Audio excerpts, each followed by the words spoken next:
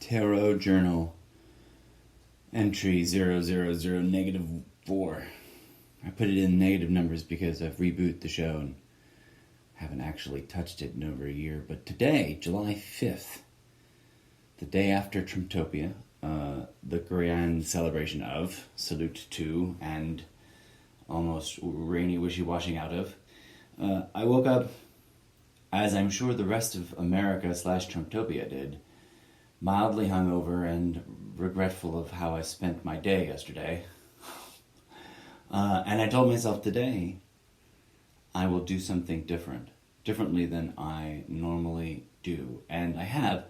I got up unnecessarily early without the assistance of an alarm clock for whatever reasons. My body just said, get up. I dealt with my body, the agony in which I voluntarily put my body, vis-a-vis the morning ritual, and eliminated as much as I could of the self-indulgence and toxicity of yesterday's imbibements of celebratory salutations and good cheer, and confronted my raw self in the wee hours of the morning, unnecessarily early, awake, raw, hungover, in that fun, delightful way that exposes you to parts of yourself, and perhaps even, dare I say, and I'm not encouraging alcoholism here, folks, but I do think that there are some obvious moments in time, like when we're kind of really head changed, our mind really altered because we partied and we're returning to, quote, normal,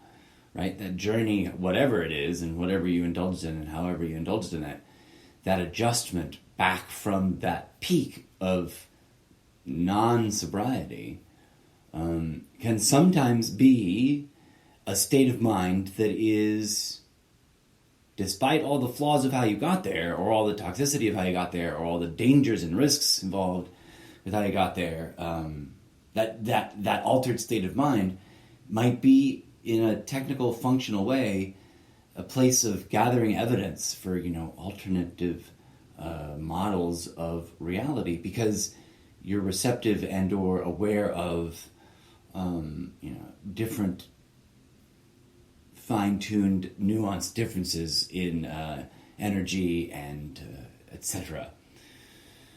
I digress. I told myself to do something different. Now, on the can, taking a shit, no offense, folks, that's just the raw facts of life. It's the first thing I did this morning, in silence, in a meditative, I put on meditation music, even in my hungoveredness, because I put meditation music on to go to bed, even in my 4th of July, drunken stupor. I wasn't that drunk. But I did indulge in a bit of serious, mature, adult beverage consumption in a way that I had not in quite a long time, or what feels like a long time anyways. And that's not the point of the story. The point of the story is I told myself I would do something different today. And in truth, I really did. Because usually, after the morning ritual is over, especially if I like round out the whole routine with the shower and the shaving and the man scaping, and I'm in my comfortable like either I'm going to consciously choose to spend the day, quote, what I like to say, semi-professionally meditating. And by semi-professionally, I mean I'm trying to take it up a notch from half-assing it, right? Like I'm trying to be legit, without attachments and without over-conformity to structure and form, because that's what slippery slopes of ego traps are, there to, snag you about things like meditation. And in that moment, I said, what would be the most different from my usual routine? And I didn't articulate this out loud too much. Like, I didn't think this in sentences in my head, which is why I'm kind of like meandering to sort of form sentences for you, dear audience, now with my mouth instrument of creativity.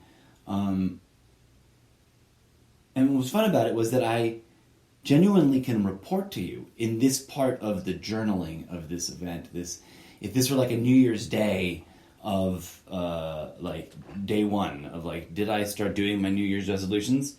I don't really do New Year's resolutions. I don't really put stock in belief in that sort of thing. But also I think that there's obvious magic that can be conducted then, right there, in that way, around change, growth, and facilitating one's ability to transition through the multiple stages of such progress. Because it isn't, like all things in the universe, it is not a black and white, oh, you grew, and then it's done, right? The growing is ongoing, no matter how slow or how meandering and roundabout.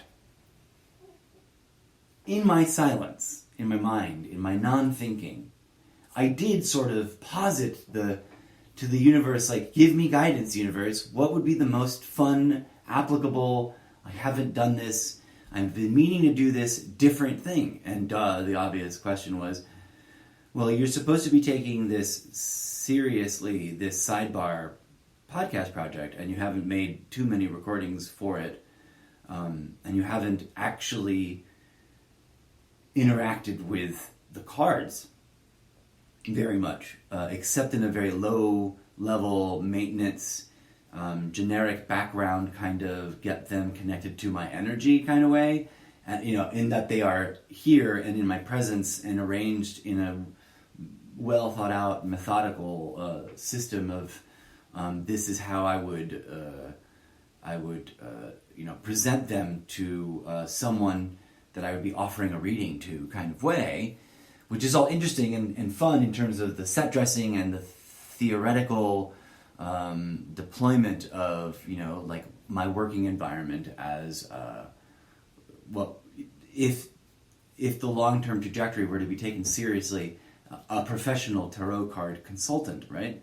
To people who walk into my offices to spend time with me and have a conversation and reflect upon these images and allow them to help inspire us and each other to have a meaningful, serious, profound, and, in theory, guided by divinity and not by our egos, conversation about the true and genuine needs in as far as they're willing to share, and in as far as the imagery has anything to say about it.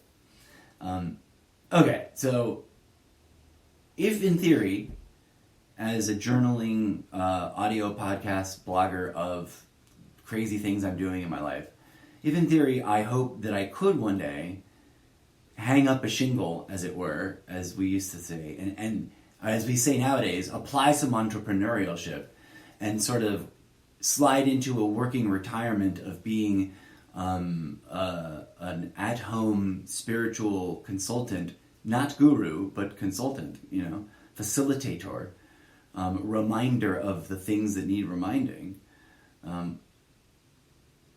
We can get into the logistics of how would that work and where does the moral value of money fall, and and get into the fantastic, not fight, but sort of public discourse debate between the different camps that have expressed opinions on the question, should spiritualists hustle?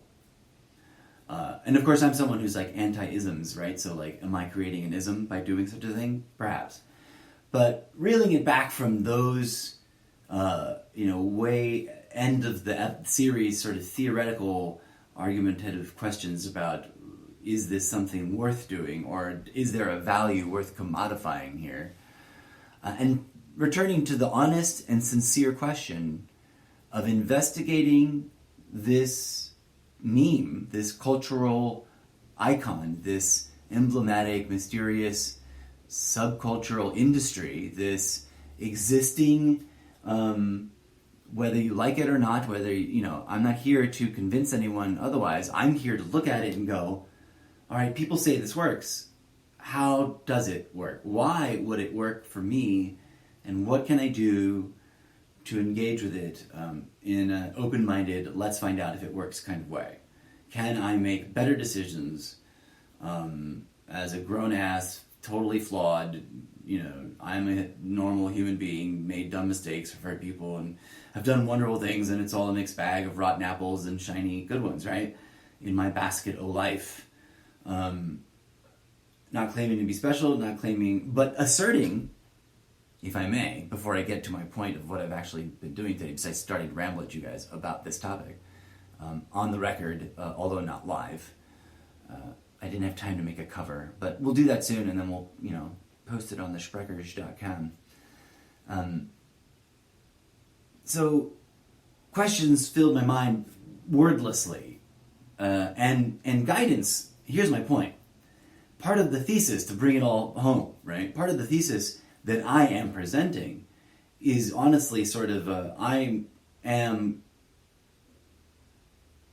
cynic enough in a healthy way to question everything, but not so jadedly cynical in the unhealthy way to throw gems out with the coal dust, right? To throw babies out with the bathwater, to crucify the Jesus along with the rebel rousers and rapists. And what am I trying to say? That was a really weird, confusing, mixed analogy. I'm not prepositing whether I think an oracle system of, quote, divination like the traditional tarot deck or any of its variants, of which my growing collection now has quite a few interesting samples or examples, is I'm not here to argue that it is real in a blind faith kind of way because such and such, this and that. I'm here to explore it and gently, honestly invest my own time and energy, because presuming it might be true, it would be a pretty helpful tool, wouldn't it? At a personal level and an intrapersonal level. If, as my thesis posits, anything approached with genuine conscious intent to contact that which we call the divine, that which we call the gods and goddesses, that which we call this god or that god, it's all one thing, right? We're arguing about nothing. We're arguing about labels, not substance, when we argue about that which we call God or the absence of it. Because even those who don't believe in it still believe in some beautiful, magical thing in life that is more than rocks, right? You're not a talking rock or other inanimate object. And no offense, because inanimate objects are also filled with the grace of that which we call life. They just are expanding it, embodying it in a completely different kind of one-dimensional sort of way. I digress. That's inherent in my worldview, right? This positing that the universe itself is alive. And that includes the beer that I drank last night to celebrate mockingly and also ironically and also critically, but also with genuine love and gratitude and sympathy and empathy and unconditional love, this crazy nut house we call America / Trumptopia that we live in. But everything's alive. Everything is the divine being willing into existence that which is being experienced. Everything is the thing experienced, and everything is the experiencing of it, right? Connecting it to to that other episode, when I read that really powerful quote from our brother in humanity and our fellow spiritual seeker and questioner and a rambler of the divine, Moji. It took me a second to remember his name. I digress. I already believe that.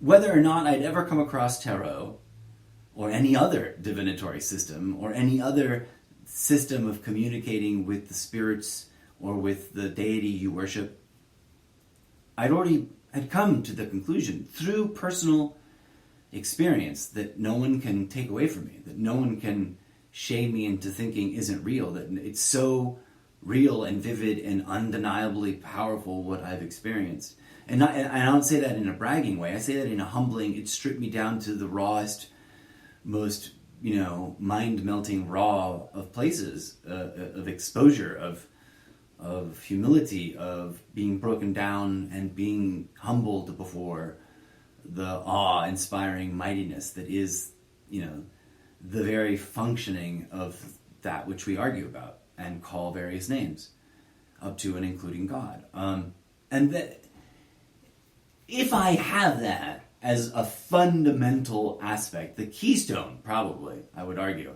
of my personal, very loosely, not very clingy, hopefully not too overly defined, not too ideological worldview cosmology, if that's the cornerstone of what I can be described as believing in, if that's the anchor of what I would say to someone's face, I know this to be true, right? Then there isn't really much of a question of does it work or might it work, if it works. It's really more of a question of when I approach this tool to work with it, can I learn deep, profound things that are beyond the scope of my own personal limited life experience? Or is it just sort of like more limited only to my life experience? Because exorbitant claims have indeed been made in the past by either the artists or the the philosophers, the intellectual minds attached to the creation of various decks. And if you go to this particular archetype of the tarot everyone knows, right? The most commonly known and visually recognizable deck. There's some deep statements and, like I said, bordering on, if not actually fully qualifying as exorbitant claims. A simple one made by one author exploring, the functioning format known as tarot. Let's call it that for a hot second. The functioning format. The system of systems of objects and image that presents the variables of a meta super narrative, let's say, that is universally applicable to our life experience. Even if it is entirely limited to, the way we understand it is limited to just our personal life experience. Is that a pro? Is that a con? Are we arguing about that for nothing? So many questions. I digress, right? The questions become different is what I'm trying to get at. The questions and the objectives of how to present to you and how to guide myself through the proposed autodidactic exploration of learning to work with the tarot, both in a classical sense, because I've gotten quite a few examples of the most sort of mainstream sounding looking, they believe in themselves and they believe in each other, books about what tarot is and how it works and how you learn how to use it, and also the wild and experimental, radical, bordering on laughable variations, some of which are my own, if I may be so bold as to say. And will it evoke, here's the question I want to explore the most, personally. Will it, as a system of systems, irregardless of what it means and irregardless of how it functions, right? Setting that aside, let's pretend I never recorded any of the episodes where I trained myself to use it, which I think will be fascinating. And which is what, today I did different. Today I said, I've been kicking the can down the road and saying I'm getting ready, and the table's set up, and the crystals are everywhere, and I've been sitting here in this room meditating for 3 weeks, literally, and oming and doing my podcast around the tarot and in front of the tarot and speaking my voice and sharing my vision and writing my critiques of the world and my deep thoughts on the metaphysical. But I have yet to say hello and honor and recognize and work with and handle one of my decks in a really long time.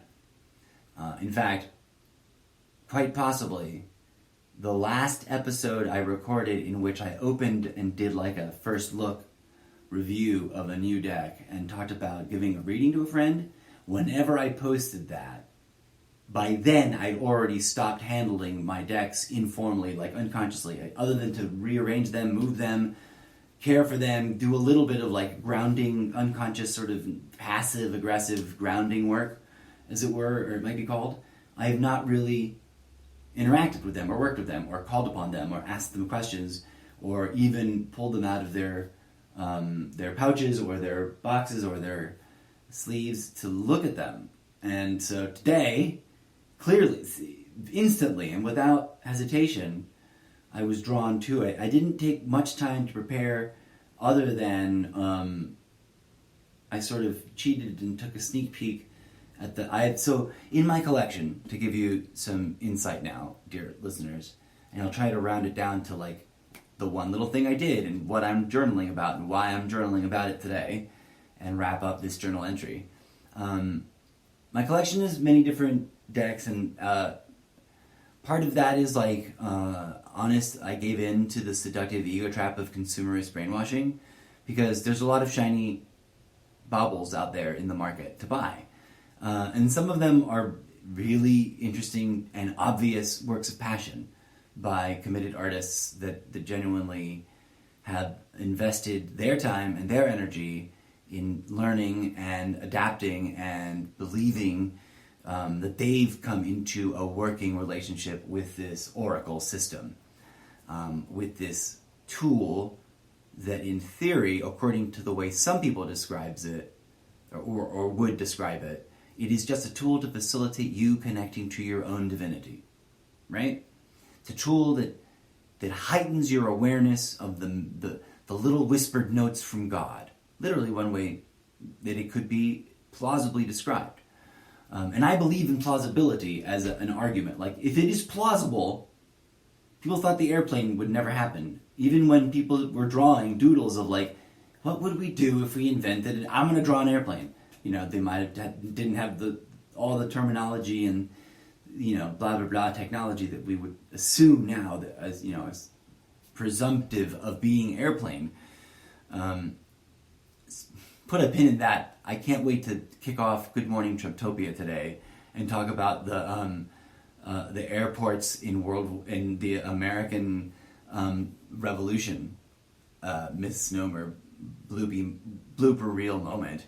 Proof that politics is reality television. If you can put a blooper reel together of what they approve of and what happens in real life television, live, of our politicians saying stuff, and it can be honestly sincere and genuine of them, and also funny as fuck, then maybe it is a little too television-y, broadcast-y, made for TV, right? And about that. But I digress. It's got nothing to do with anything, except it does, right? It's got everything to do with everything. So, where was I? Putting pins in places, putting it up on the board, coming back to them later. We were talking about worldviews, ways people describe what tarot is and how it works. I've kind of stumbled through my thesis already, and I've obviously spent a lot of time thinking about it, in that procrastinating, I'm tabled this project and I'll come back to it in 9 months kind of way. And that might be procrastinating, but maybe I was gestating something, right? Maybe I needed to incubate some seeds of thought and let them... my sister, bless her heart, recently said to me in conversation, I've been using this new language and we speak, very openly and critically of our own experience because we're both people who discuss this kind of stuff that is the subject matter of the show openly with each other as if it were okay to do that, despite, the system of oppression telling us that it's not. And she says something about emotional gardening. I'm tending to my emotional garden. And that's, classic sort of thought modeling, self-help types. And I don't mean to belittle it by calling it self-help. It's self-awareness, it's self-consciousness, it fits into all these categories of self-care kind of literature and or guidance and or advice that has been produced by other authors in the world.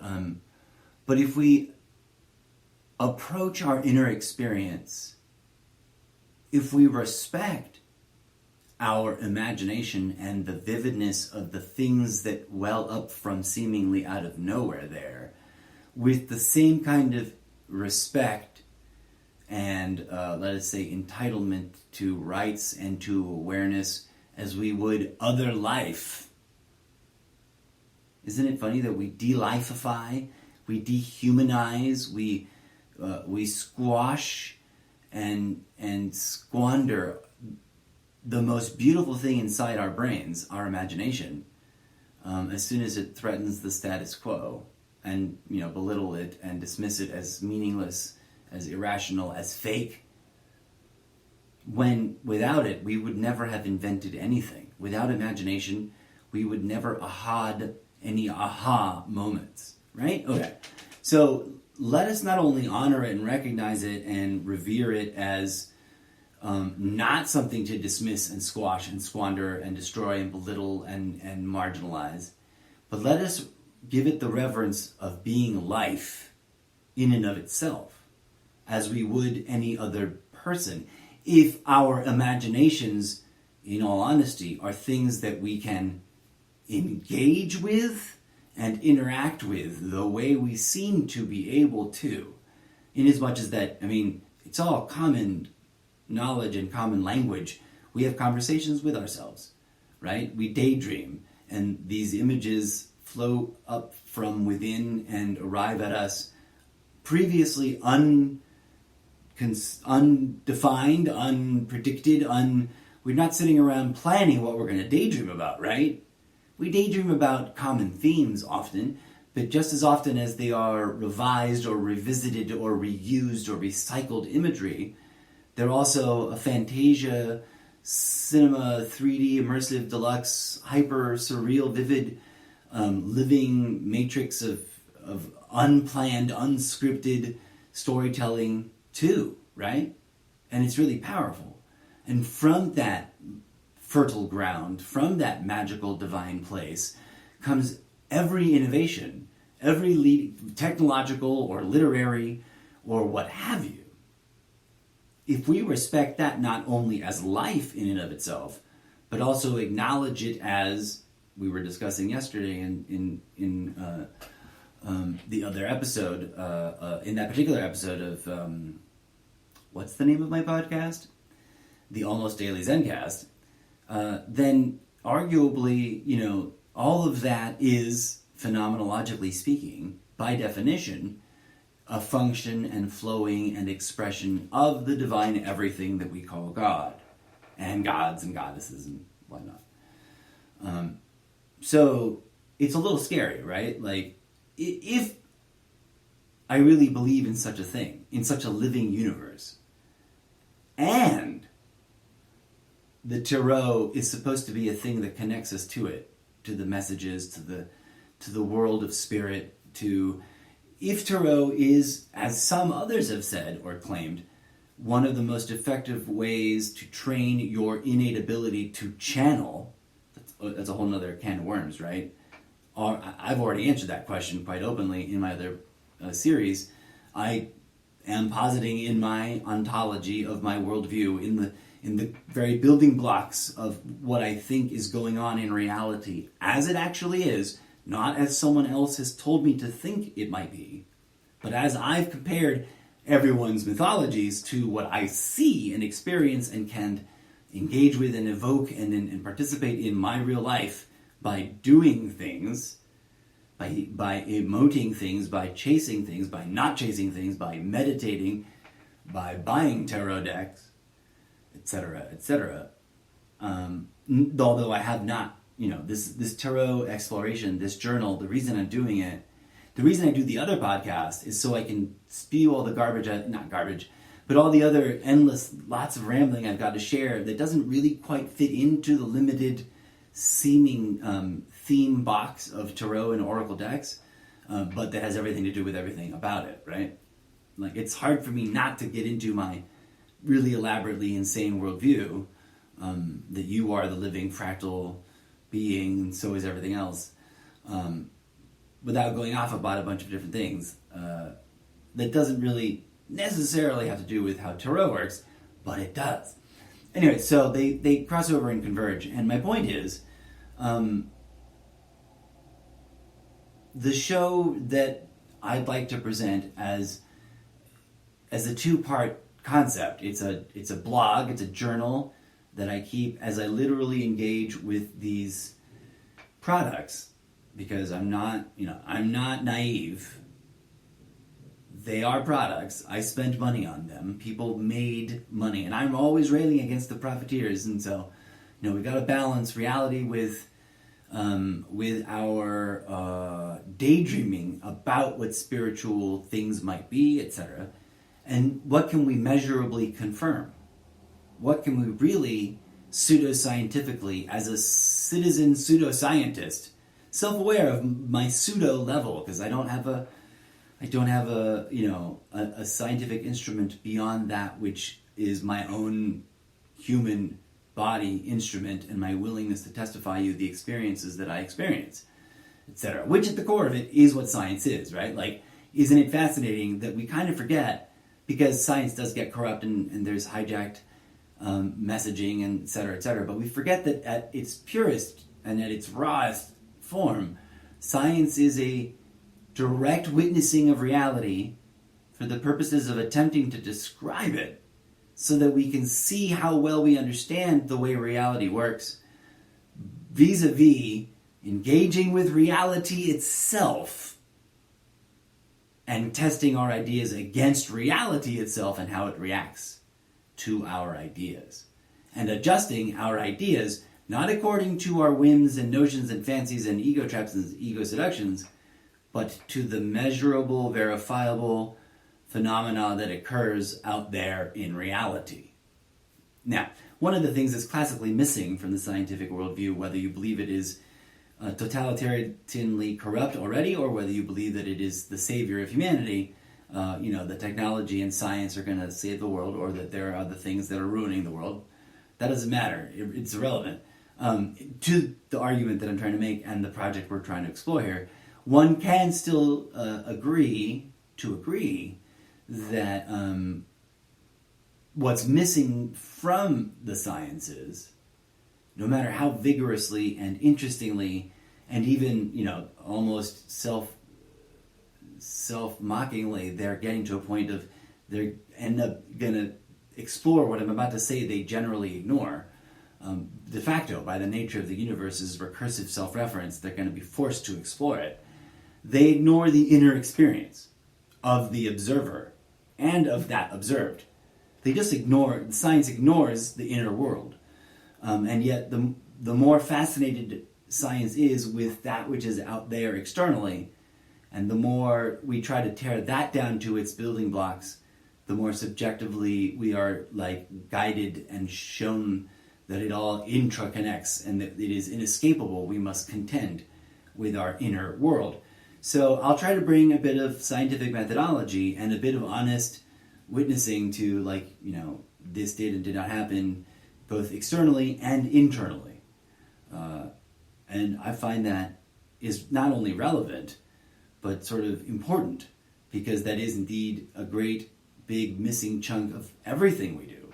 Nothing in our society espouses or encourages us very strongly to really wrestle with our inner world and what it means and how we can commune with it and what it is and where it's sourced. What is the voice in my head telling me to say these sentences? And who am I listening to it? And what is that which is making my mouth operate, right? Because somewhere in that triangle, or like Bermuda Triangle of consciousness, is what that which I am resides. And according to a lot of ancient mystics, and according to a lot of people who study the symbols of various cultures from before empire, butchered all the doctors and the magicians, etc., etc. That's something we all could discover and understand about reality through spiritual work. So, here I am doing things different. I haven't even made my first cup of coffee yet. And I don't know when I started, but I've been rambling at you for quite a bit. I'm going to wrap up this journal entry with the following. I did what I haven't done in over 2 years. I opened my primary deck, pulled it out of its little velveteen bag, and it's a small pocket edition of the Raider Wyatt Smith deck, and it's in order. It's in I've worked with it before. This is the deck I've worked with before. It's one of the decks that I could say I have a previously existing and well-established energetic relationship with. It's a deck I've consulted before and tried to take readings on. I have not worked with others with this deck, but all I did was open it, acknowledge it, thank it for being part of my life, even though I haven't been doing much with it yet, all wordlessly, just sort of through intention, right? And then I brought it to my table, my workspace here, that I've already previously smudged and prepared, and did a little sort of half-assed ritual of grounding and preparedness and cleansing. And I just looked at the first card. I set up the Fool, I propped it up, and I'll take a picture of this so that it's easier to understand what the fuck I'm talking about. But I propped it up on the cool crystal ball. I literally have a crystal ball on my table. It's I believe Chinese themed and symbol ridden crystal ball pedestal with 3 frogs. And we can go off about what that means at another time. But I propped it up there, and I just sat back, and before I hit record and all this, I sat and centered myself into the sort of meditative place of silence that I'm familiar with and that I work with in my sincere meditations. But doing it not with my eyes closed, not sitting in a dark room, but staring intently in that sort of, I'm not trying to control my eyes, I'm not trying to control what I receive or where my focus lands kind of way. That sort of soft and easy gaze that's really easy out in nature, right? Because there's always something to gently adjust your focus to. And then if you let your eyes do that on their own, interesting things happen. And it's amazing how sometimes it almost feels as though your eyeballs choose what you're looking at, because there's no way you could have known that some almost impossible to see detail was there, and yet your eyeballs went drilling right to it.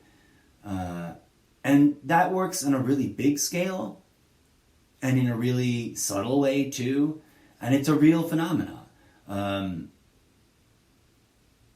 I've had this awkward conversation with my siblings while all being in the car together, and calling out oh, did you see that car full of really attractive people?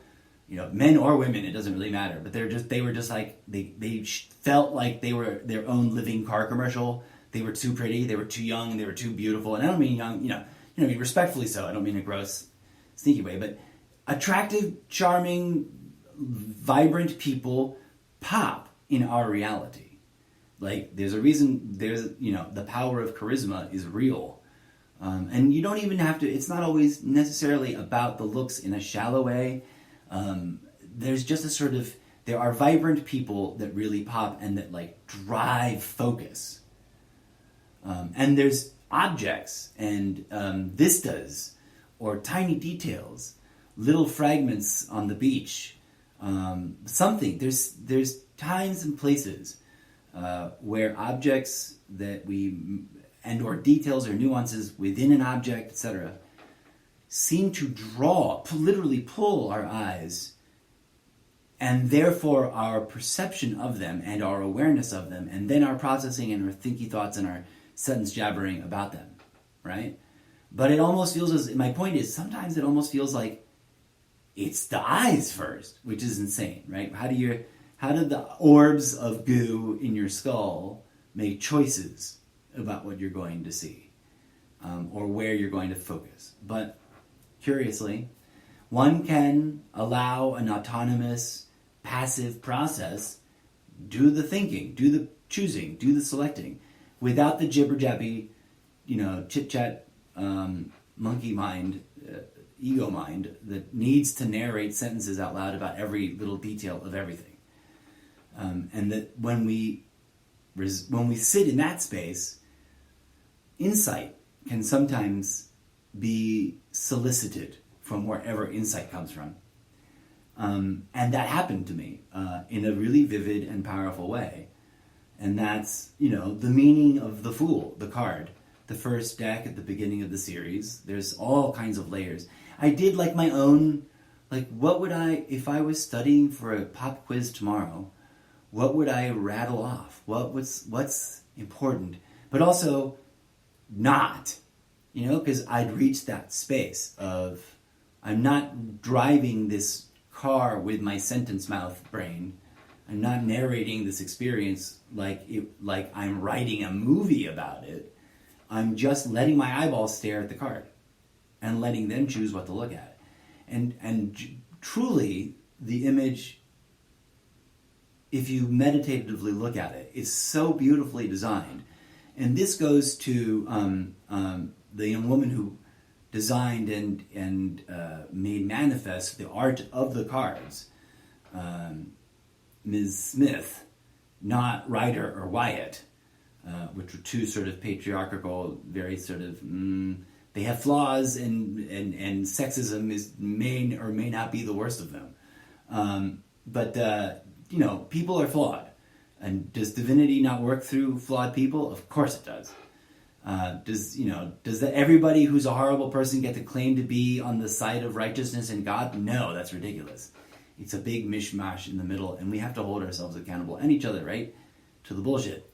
And I preface that or bring that up because there are some interesting and dark characters all throughout the history of any of this kind of stuff, as there is in politics, as there is in organized religion, right? But I digress. My experience today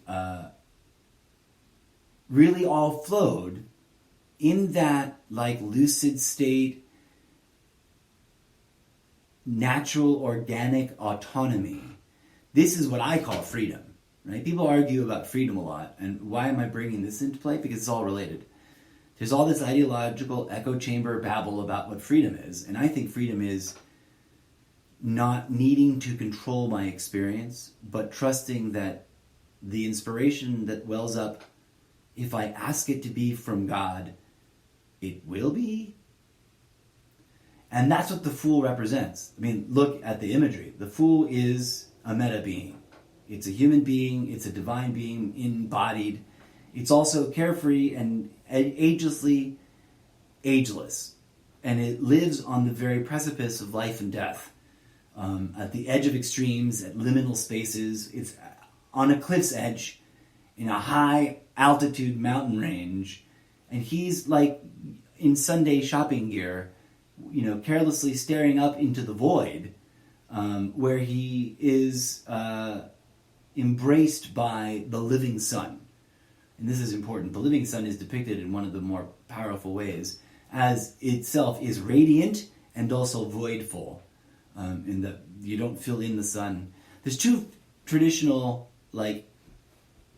ways that are intuitively powerful, both in that people do this without being prompted in their own lives, in that natural way as youth. When we draw the sun, there's a organic phenomena of drawing the sun with a smiley face. And why is that? Because we see the sun drawn with a smiley face? But why was the sun originally drawn with a smiley face ever?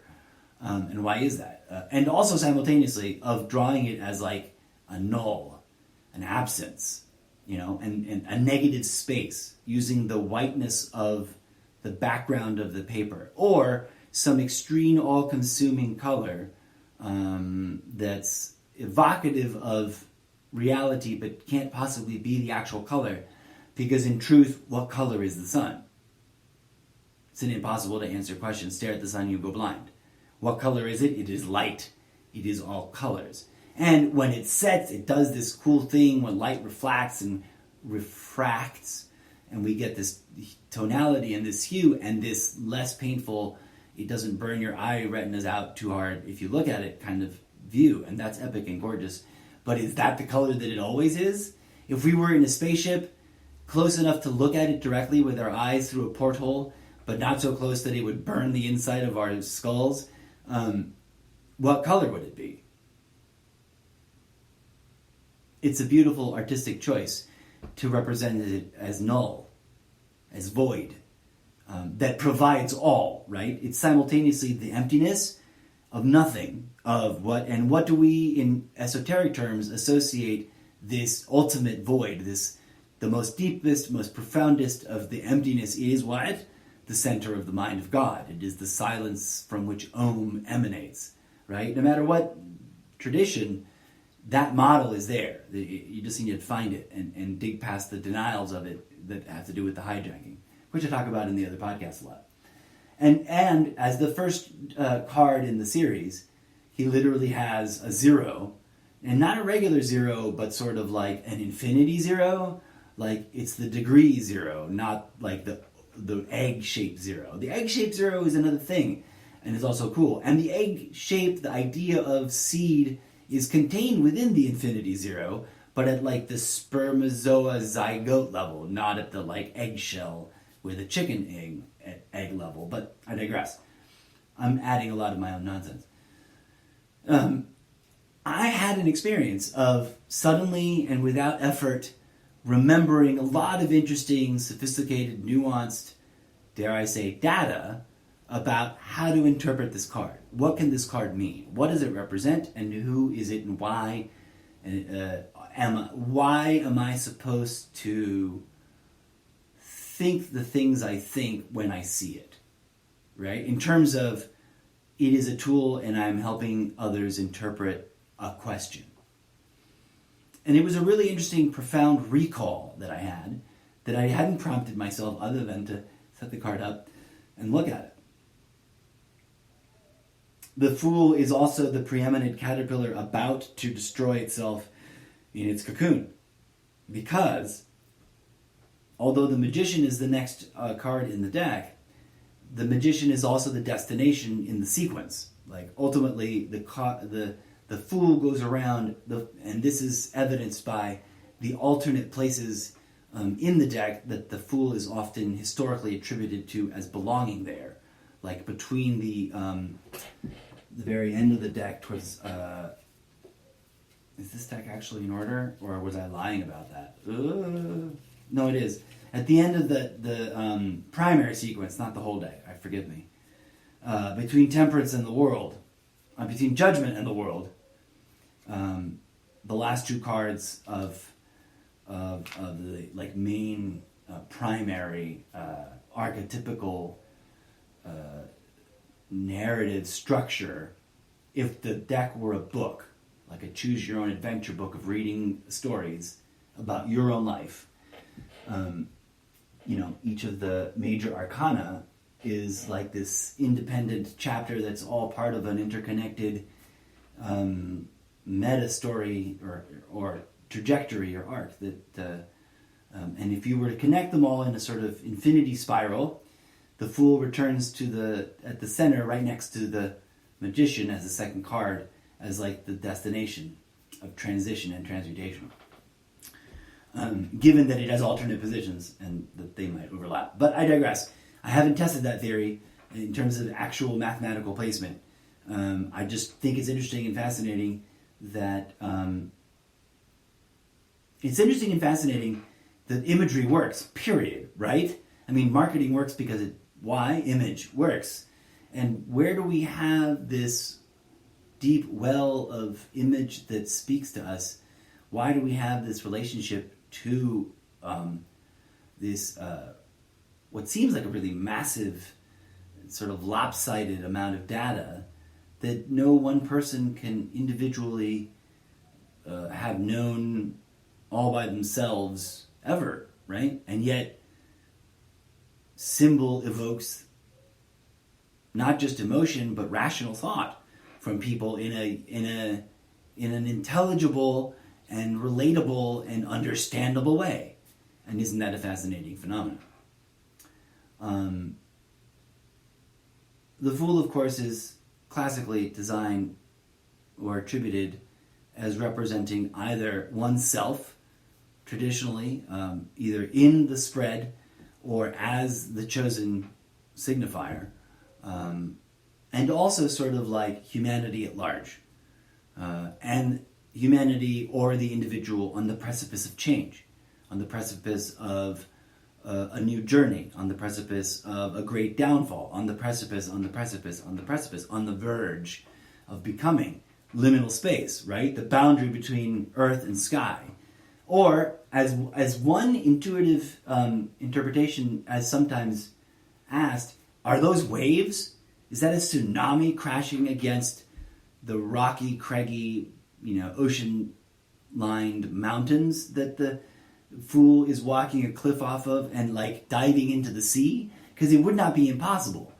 Those could be snow-capped mountains. Those could be, monstrous white-capped waves. And they really literally could. And that's an evocative, authentic, emotive, genuine, relatable, meaningful image, if we choose to interpret that way, or if it just seems like that's what it is. We look at art, whether it's this art or other art. We go to a museum and look at a painting, and we want to know what the painter might have said or wrote down or claimed about the painting. But bottom line, we ultimately are responding to that painting with deeply held internal attitudes and beliefs and biases and opinions and texture and content that we didn't plan and didn't intend to be evoked into saying, and yet there we were saying it. And that's the beauty of it. That's the power of it. Arguably, that in a much more narratively confined, manipulative fashion is what storytelling is. We tell ourselves stories in order to engage with the interaction of being the audience of the story, imagining itself as the perpetrator of the story, as the actors, the heroes and the villains in the story. And in a universe where God is everything and everyone, why wouldn't a tool like this be a powerful aid in facilitating not only our own process of inner adjustment and healing and alignment and elevation and transmutation and ultimately what people, crazy old hippie weirdo woo-woo nut jobs like myself constantly advocate for, enlightenment, and as opposed to all the things it's nefariously vilified as. Why would it be those things? It wouldn't make sense. I guess in a world where the divine thing is all things, there's definitely room for the light and the dark to equally express itself in all things. So there maybe are evil demons lurking our real world material plane. But the simplest explanation is usually the most close to truth. And that's what we're going to pursue here on this show by honestly and genuinely investigating the tool and questioning what is the simplest explanation. What is the most bizarre, absurd, convoluted explanation, and which of the explanations are the ones that work? The ones that render meaningful content in terms of like, wow, I'm so glad I had this conversation with myself. It changed the way I was feeling about my life, my world, my decision-making process, etc., for the better. And I have confidence that that is not an ego trap. Right? Can it render all that and thus open me and perhaps those who I might facilitate in the future in some sort of spiritual hustle business, honorable spiritual hustle in that sort of, relaxing, groovy, we all got to hustle because the system needs us, makes us hustle, but as long as it's for the greater good, then it's energy being passed on that's going to generate more positive energy kind of way, then yeah.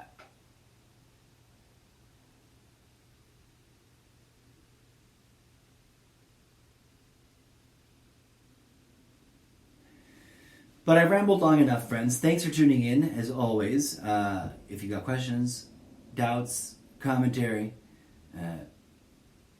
please support and like and follow me on Sprecher.com and or any of the other platforms where you find this podcast. Until next time, I've been your humble Tarot Journal podcast blogging host, the incorrigible Mr. Zebo.